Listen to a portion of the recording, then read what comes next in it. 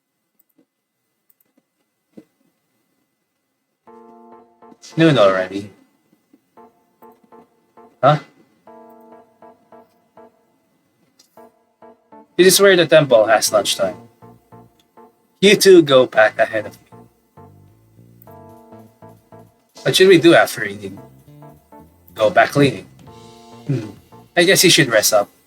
Then go back to your dorms. Hey, you're letting us go back.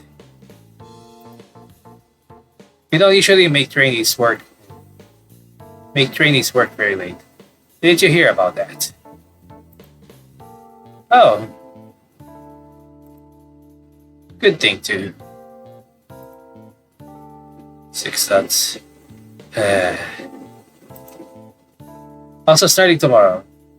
Could you ask those girls about work then? I was only asked to do this for today, so just as I'm about to ask him more about that, he pulls the handcart away with a loud clatter, marking the end of the conversation. I didn't even respond to that. Probably made that loud noise on purpose. What a pain. As I watch him grow smaller and smaller in the distance, without bothering to turn back, I curse him under my breath in retaliation.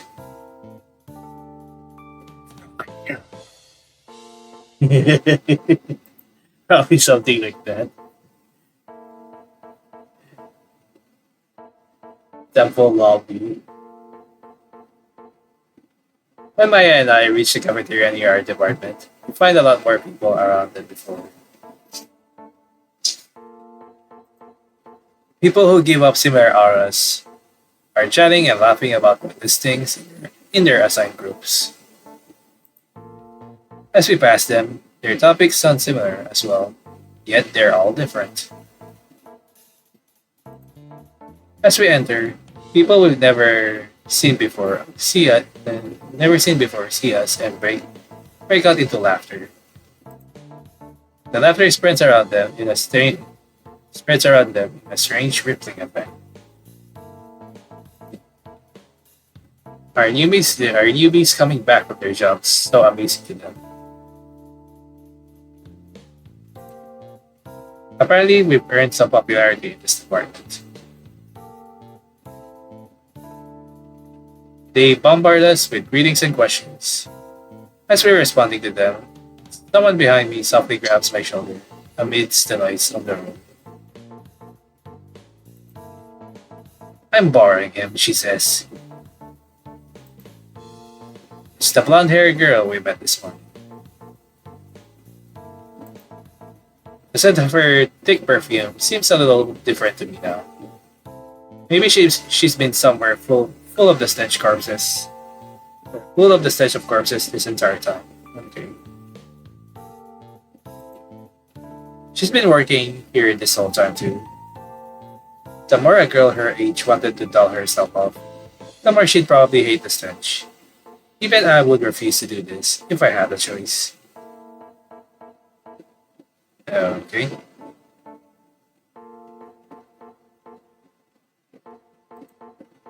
As she tugs on my arm, the nearby boys that had accosted me grinned and waved their hands after me. Interesting.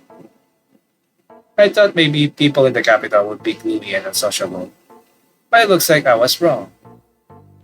Or is there going to be?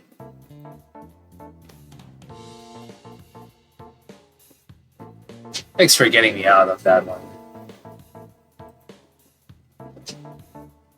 You weren't lying when you said a lot of people would be here.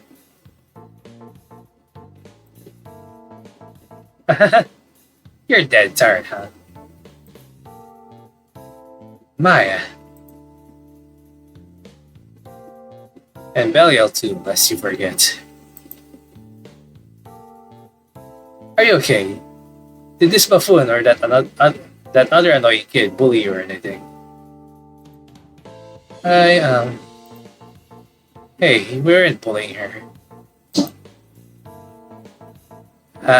It's making me dizzy. Did you have alcohol? I'm just kidding. It wasn't this noisy before. So maybe it's because the sun hadn't come up lately. Everyone's talking about disasters and calamities and such. About what? Uh, those crazy beliefs about the end of the world. All this stuff about this being the 2000th year since the Great Disaster. I'm so sick of all these superstitious beliefs. Uh huh. Yeah, and we had so many applications for a while when all the apocalyptic rumors about the Great Flood were going around too, didn't we? And those magic department books almost worked themselves to death. Wish I could have seen them. They just like rumors. That's all, right? Yeah, right. Anyway, how was work, you two? Pretty rough, yeah. It was more than I expected. Actually, I'm not sure I'm ever gonna get used to it. You might not ever. It's still really rough for us too. The cardinal here was the one who set up this insane department. It's got to be touched in the head or something. The sandwich I was given as my share is the worst sandwich I've ever seen. Interesting. The bread is hard and cold, and not only is there a complete tear and dirt of any meat on it, the sloppily applied sauce is like nothing I've ever seen before. Oh, trust me, you don't want to see my sandwich. Anyway, to make matter even worse, the only thing sandwich in this sandwich is a slice of lettuce. And I don't know how long it's been sitting out, but it's chewy as rubber. Man, that seems like a good choice to be added onto like scrando. Is this it? May I say something before? Say something about it before. There's milk too. There's milk too. Wait, hang on. You're telling me this is supposed to fill me up? Well, welcome to the military. I'll be quiet and stop your incessant whining. You're not a child. Everyone here feels the same way without you making a fuss about it. So shut up and eat. Ugh. I've got a lot of complaints, but I reluctantly force my teeth to bite through the world's worst bread. Mealtime. Though it would be blasphemous to call this food and conversation that continue to drag on.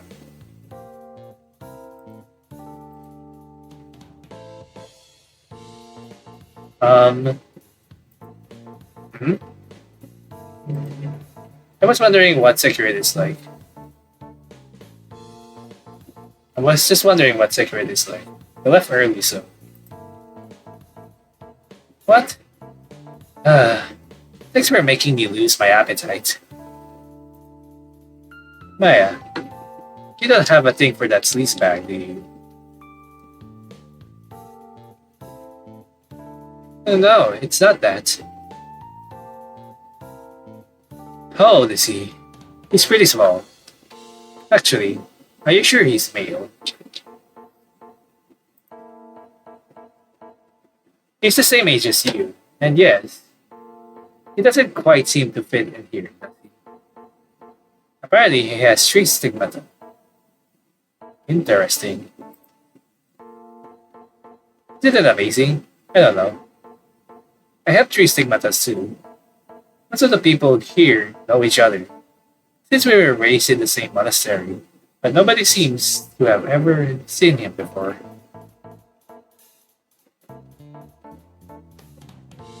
Interesting.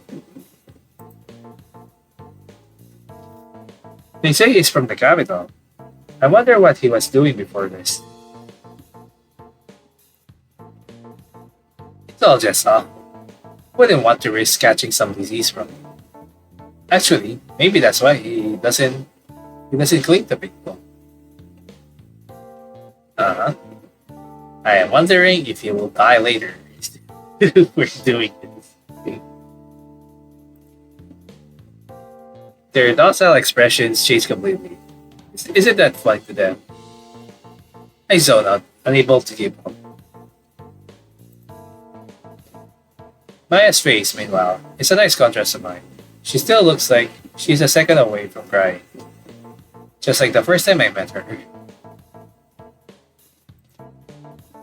Maya falls silent again. She probably doesn't know what to say either. But apparently, Securant's been working here for a while, making him perfect to voice the more annoying jobs onto. Interesting. Yeah, just like this party, with guys like him. Whoever voiced the pain in the butt job onto someone else first is the winner. Oh, not to say you two were a pain in the butt. Really. Just, you know what I'm saying, right? Uh-huh. So he has in your team. Not bad for someone so measly. You're pretty cute, man. So you might actually be able to draw his interest if you cling to him enough. I couldn't. Hey, keep your weird ideas to yourself. You might be into younger girls, you know. After all, men are all.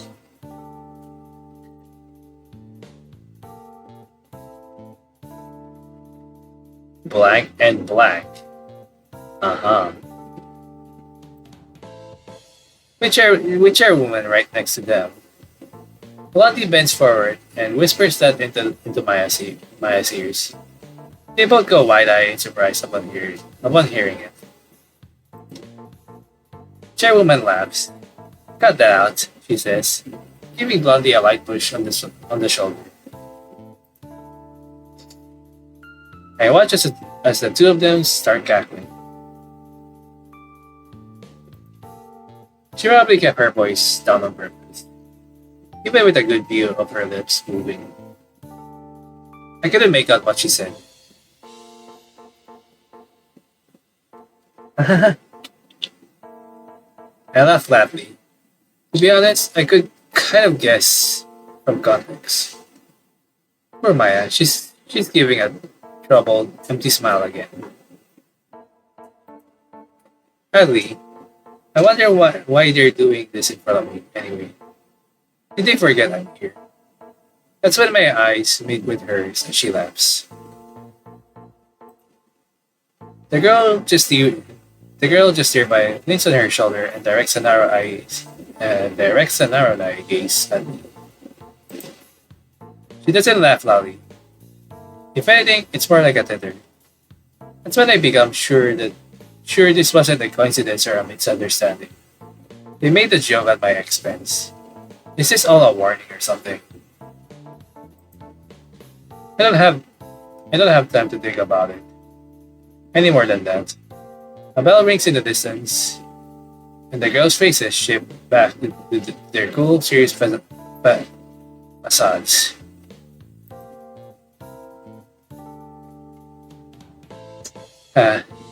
This won't do. I have to get back to work. Oh, lunchtime is over.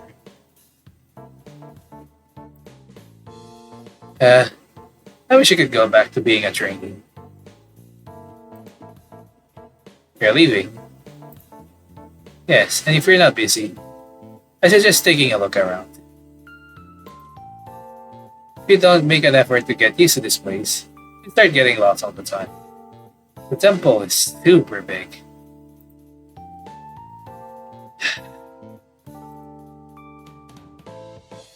See you later, little kittens. With that kind of face again. Right.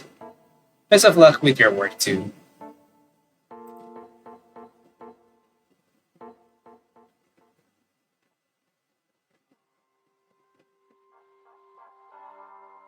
Now then, where should I go? I get a choice here. Oh god. Alright.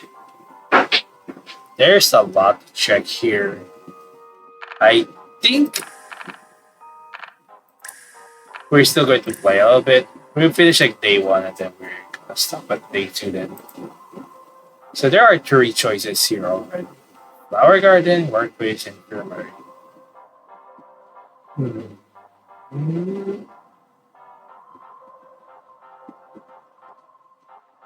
You know what? We'll do this in order. I'm gonna go flower garden first. Ooh, really nice to see. There's like a preview of the area first. Really cool. Alright, let's go to the flower garden first.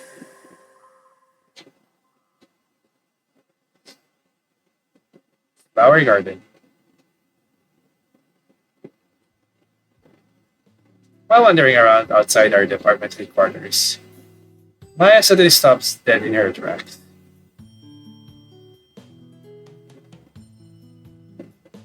Interesting. I spy a crude arc entwined with roses, reaching upward to the sky. The petals are wilted, as if from neglect. Interesting. Can we just go in? There are a couple of benches around, so why not?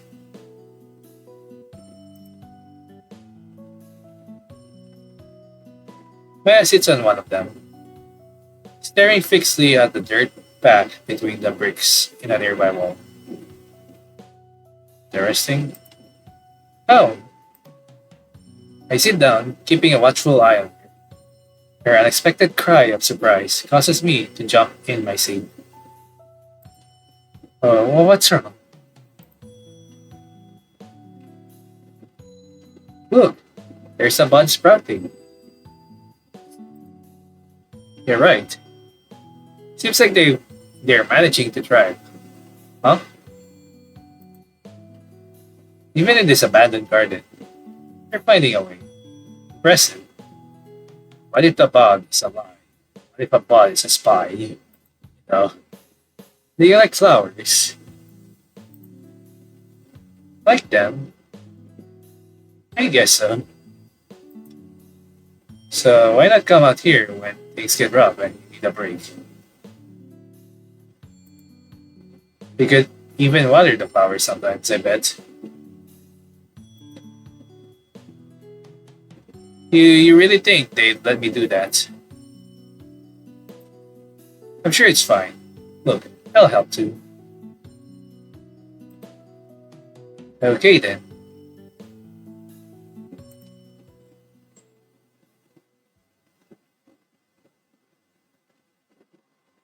Here we go. Workplace.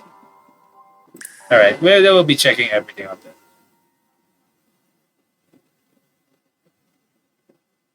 Workplace. Managing to work my way against the flow of people, I find myself in an area filled with smoke and stinking of burnt char.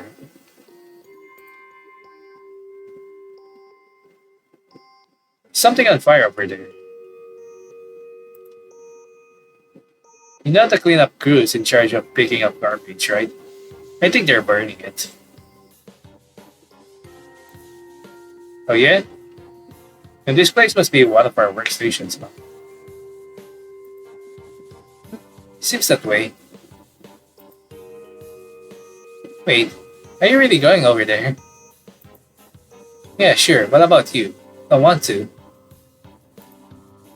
Oh well, my nose is burning enough, just standing over here. It's not that I don't want to go, but maybe could you go could you go for both of us? There's somewhere else I need to be. Yeah, well, if you're busy, then you should go. I'll catch up with you later.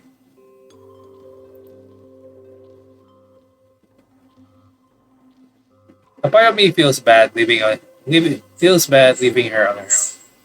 But I want to visit as many places today as possible. There's only one of me. Despite the space looking large enough to comfortably hold around 10 people, it seems everyone took off immediately after work, leaving the place empty and quiet. Looking around the room lined with rusted containers and not much else, I hear a familiar sound and turn to find an equally familiar face. Secure a short distance away, just like earlier. He's pulling a cart behind him with one hand. Hey, triple nuts. Don't ignore me. Still got work to do. You're way more devout than you appear. The closer I get, the thicker and more cloying the burnt smell grows. It's an almost animalistic stench mixed with the sweetness of rot. I got occasional whiffs of a similar scent back in my village. Is this place some kind of crematorium? Something like that. He could have gone into more detail about what he meant. Instead, he simply shuts his mouth. And then Secured returns to the task at hand. What exemplary work ethic. Watching him, my thoughts turn back the incident at lunch. For being such a skinny guy, I wonder what his deal with food is. Partially distracted by random thoughts, absent-mindedly noticed a blue black mark, the nape of his neck, half hidden by his hair. Interesting. Stigmata. It's even oddly difficult to see spots.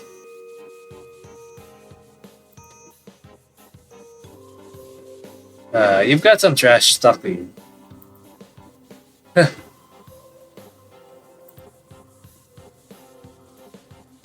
When I brushed a white piece of floss from his neck, his shoulders momentarily stiffen as if flinching back from my touch. Then he hunches over. He turns back to look at me, his eyes wide with shock before immediately averting his gaze. Even our chickens were never this wary. Secret's over-the-top reaction is slightly off-putting.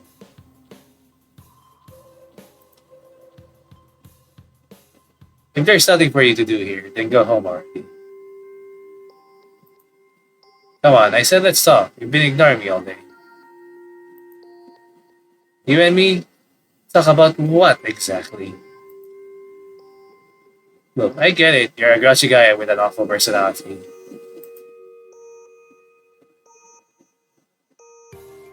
And honestly, I don't care about how you treat me. Maya doesn't deserve your sarcasm.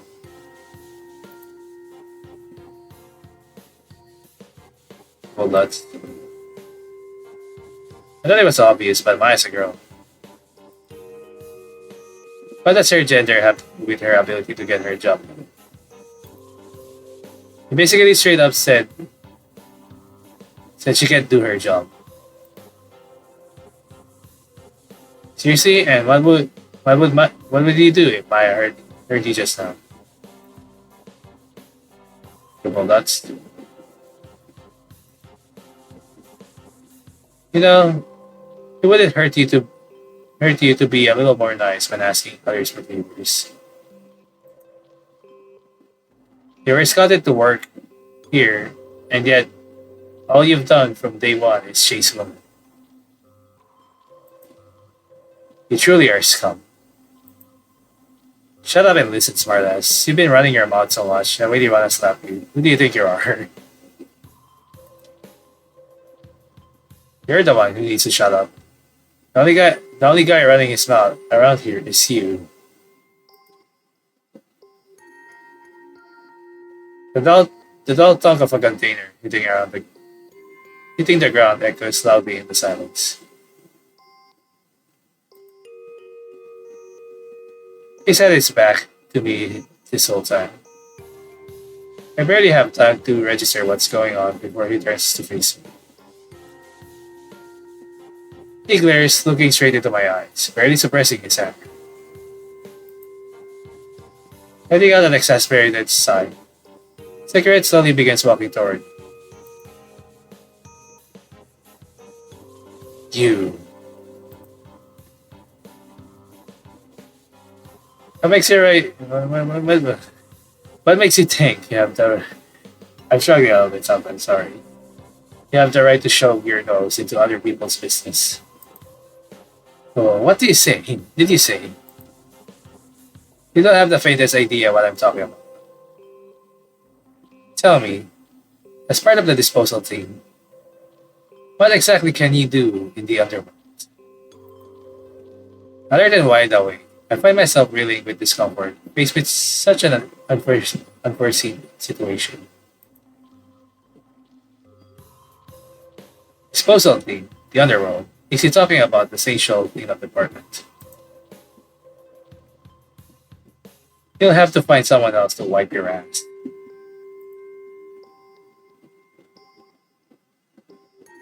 Get out of here. Go home and get to bed so you can get up on time tomorrow. While I stand there, uselessly trying to untangle the words that they clump together in a mess in my throat.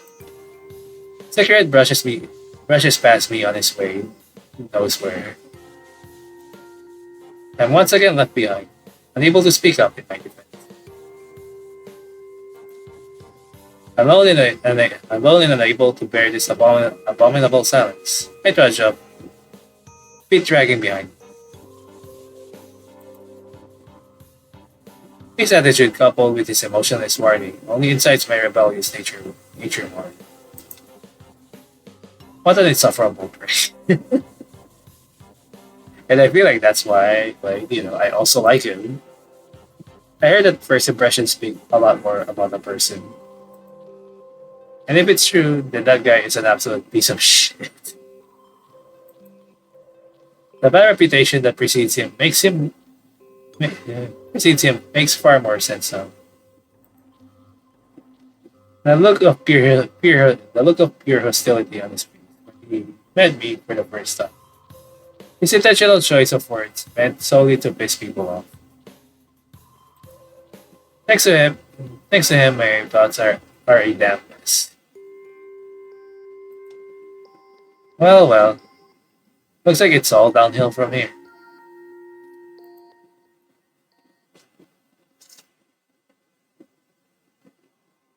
Where should I go? Up the infirmary.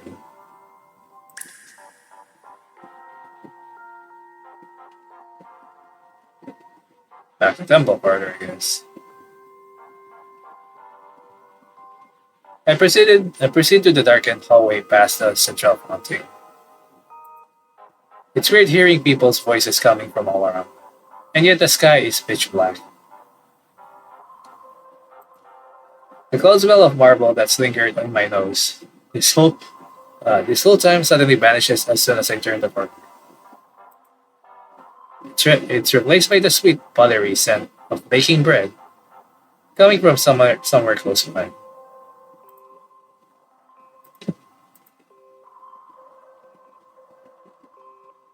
I don't think you're supposed to go in there.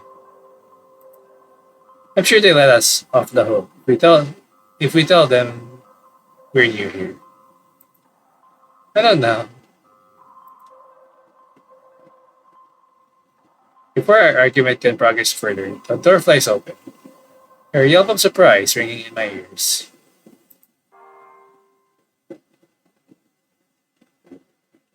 Well, Ah, ah.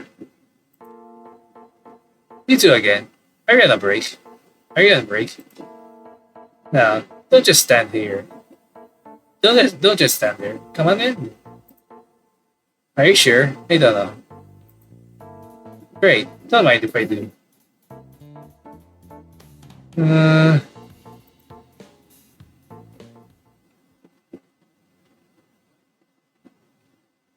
Infirmary. Directed by Heiji Kojima. Just kidding. Upon entering, I'm greeted by a warm, pure white room filled with the same enticing smell of baking bread I noticed from the home. It's almost enough to make me forget the horrific scene I just witnessed. How can a place like this even exist in a building as big as a temple? As a temple. I hear a quiet clacking sound and turn to see a gloomy looking man poking away at a typewriter on the other side of a partition. Interesting. His attention remains fixed on the paper in front of him, squinting in concentration, seemingly unaware of our presence.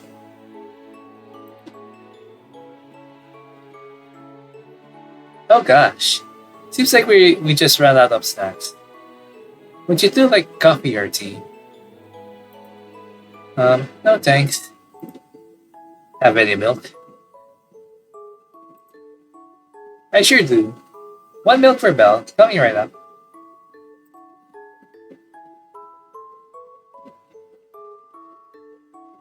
This lady is the first person I talked to upon arriving here at the temple. She has a kind voice that's warm and bubbly. Listening to her always puts me at ease. Until it wasn't, too, probably. She never seems to wear the traditional priest habit, however. There's the infirmary. What do you want there? Preferring to wear a white coat that makes her look like a doctor. To make up for it, though, rosary beads hang from her breast pocket like a brooch, glittering in the light.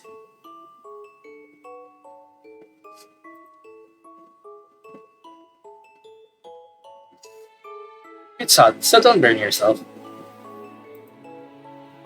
I appreciate it. Thanks. So, what exactly do you do here anyway? Well, gosh, what do I do? I guess I never gave you a proper introduction, huh?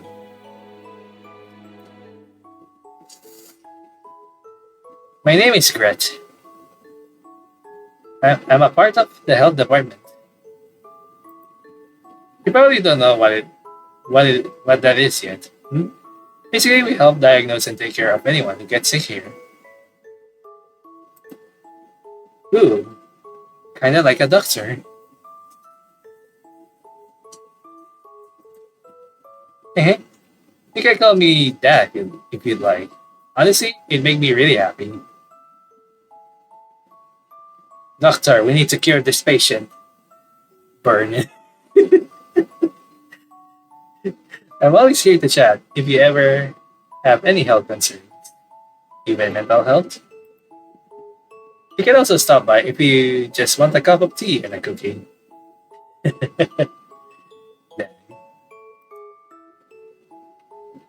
Thank you so much for everything.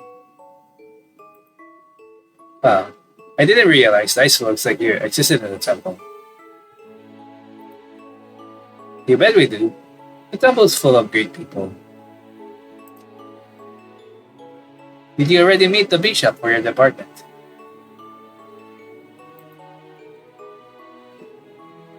They were apparently a little too busy today. That'll happen. Speaking of which, I'd like to know what they're like. Kakwe Karan is truly amazing. Their story is pretty unusual, actually.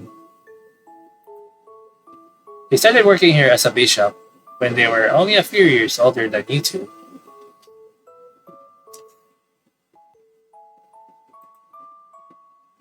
They're really strong and the nicest person around. A truly wonderful human being who routinely goes above and beyond to help those around them. That's our bishop. Hmm.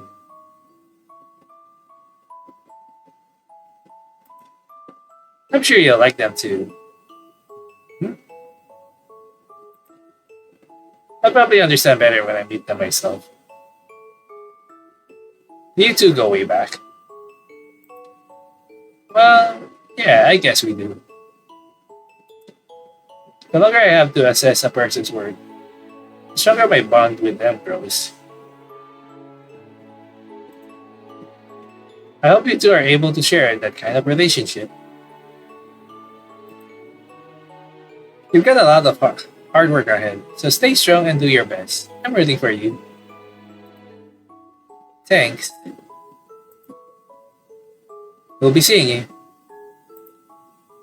Okay, that's all places.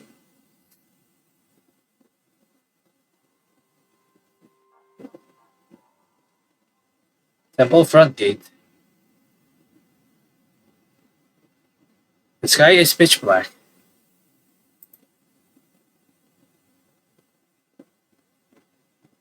I have a feeling my sisters are long gone by now. Are you gonna head back then? Huh? But what about you?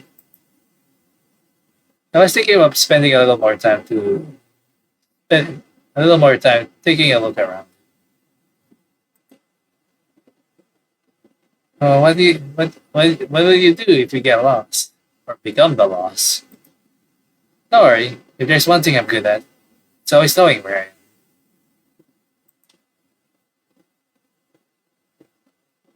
I watch my stretch out, her shoulders slumped before giving a full body stretch. It's time to get a better grasp of the neighborhood. You're not Spider-Man.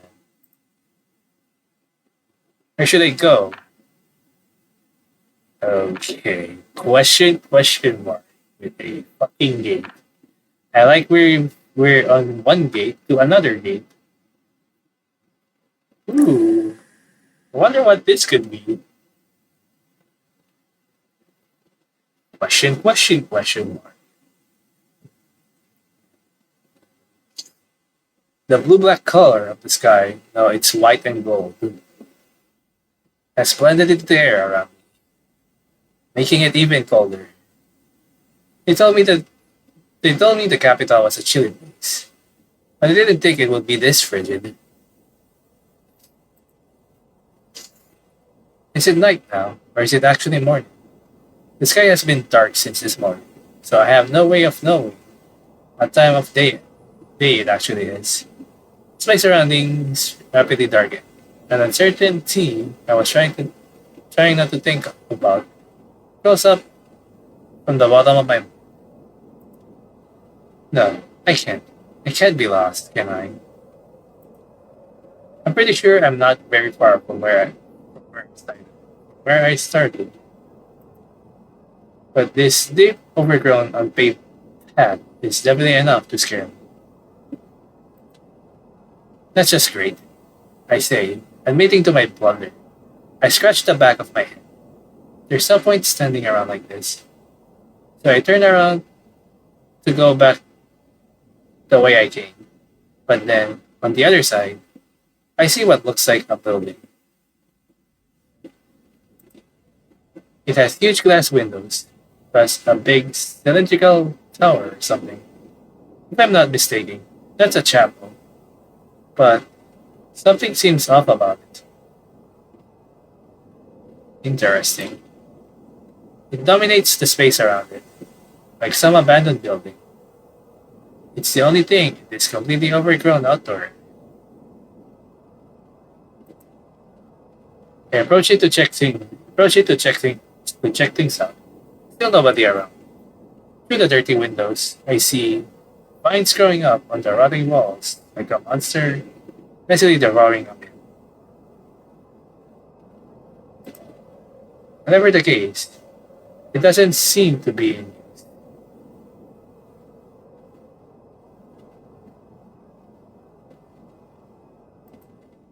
Scrape, scrape. Scrape, scrape. I hear the sounds of something scratching along the dirt and sand. If that's a mountain beast, I'm in trouble. I hurry and hide myself, then look in the direction I heard it. Surprisingly, surprisingly, as my eyes turns that way, I see a person standing there alone. There's no mistaking it. Not considering the utterly black night sky and the pure white light radiating from them. Interesting.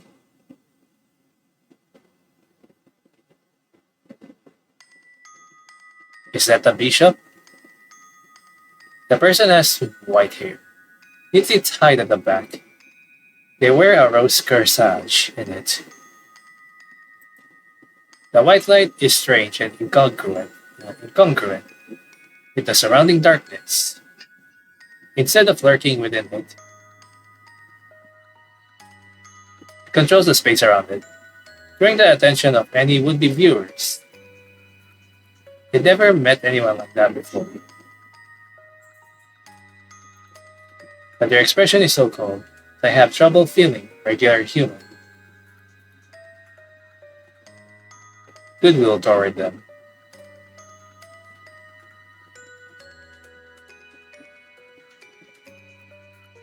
See? I can't even make out their gender. Let their wide, intricately decorated sleeves flutter as, with a sullen face, they walk through the underbrush, rustle the branches, and leaves scattered on the ground. The more I look at them, the less they seem like a person, and more like a skillfully produced work of art come to life. Interesting words? The moment I realize I'm staring too much, their eyes sharpen and they cast their gaze my way.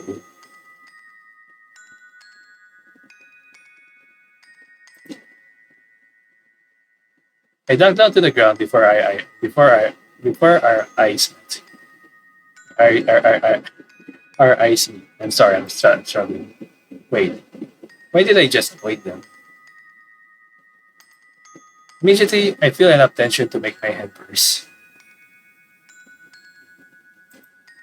My pulse quickens, and suddenly the sounds of all the nighttime insects seem magnitudes much louder.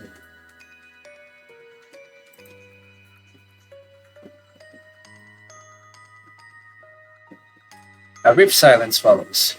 Finally, I hear them walking away. Sweat drips from me, despite how cold I was before. I quietly get myself up off the ground, casting a gaze toward where they were. But nobody's there. They already left. I feel like I just had a waking dream while standing up. When I make it back to the dorm in time, it seemed like a good idea to get back quickly, before I really let myself be blinded by it.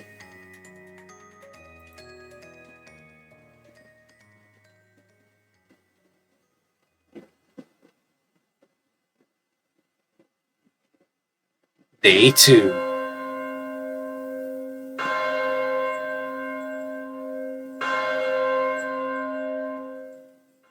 "24 hours remain. I open my lidded eyelids and an unfamiliar white seeps into my groggy consciousness. An unfamiliar ceiling is above me. The white ceiling in question is stained in several places and seems lower than normal.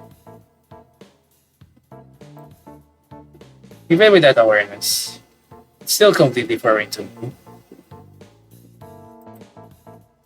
Morning. Fragments of broken dreams drip through my still dream-fogged mind before vanishing. I must have slept pretty soundly. I guess all that walking around I did on my first day had a positive effect on my sleep. Scratching my head, my hair a mess of curls. I take in my surroundings. Reality begins dawning on me when I see the pile of clothes that I left scattered on the ground the night before. I should really put my stuff away.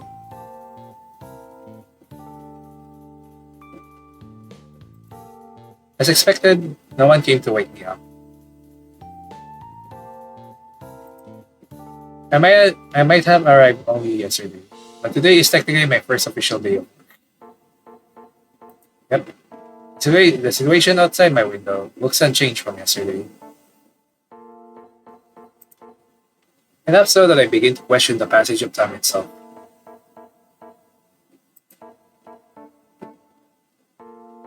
Alright. I think we're good at this point. Should I do go to work? Okay. So, this is where we left for our first part of Happy Saint Sheol. Overall, it's very interesting so far. I enjoy the game so far right now. So, for now, that's all I will play for this. Next time will be probably 2 days. I'm not sure how many days are there. Days in this game anyway. So, that's going to be the thing. So, for now, we're going to stop here. Again, it's a very interesting game. So, I like the character so far for now and how it's going. And like already, I just grasped some of the lore already a little bit of what's going on in this game. For now, that's all we were covering for today. Next time, as I said before, it might be day 2, day 3. And I still have a collab from someone else, so as always, I hope you enjoyed. Thank you for watching, and I'll see you into the next part after some updates as well. So, bye bye, and may stars guide you.